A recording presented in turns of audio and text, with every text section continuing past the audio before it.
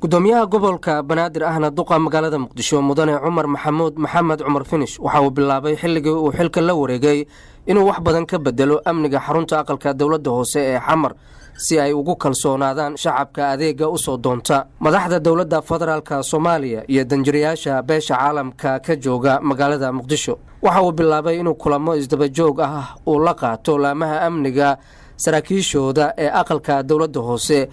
durbadiiba waxa uu isbedel ku sameeyay ilaalada xarunta aqalka dawladda hoose ee uu ka dhacay qaraxii galaaftay nolosha gudoomiyihii hore ee gobolka Banaadir iyo saraakiil kale oo maamulka gobolka Banaadir ka tirsanaa. waxaa intaas u sii dheeraa joogtaynta kulanka gudoomiyaasha degmooyinka iyadoo gudoomiyaasha degmooyinka lagu amray inay wax badan ka bedelaan amniga degmooyinka ay maamulaan. waxaa jiray ka warqabka iyo joogtaynta kormeerada ay madaxda gobolka Banaadir ku tagaan baraha koontaroolada ay yaalaan ee caasimadda magaalada Muqdisho iyo xarumaha degmooyinka gobolka Banaadir si loo sugo amniga oo shacabka nabad ay ugu noolaadaan.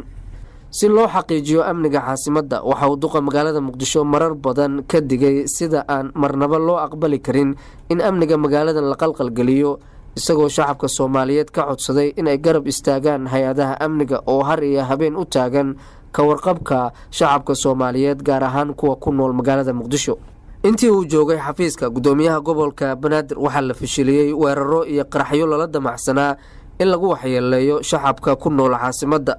waxaana taas mahaddeeda leh gudoomiyaha Kasoko ciidamada geesiyada ee mar walba u taagan difaaca shacabka.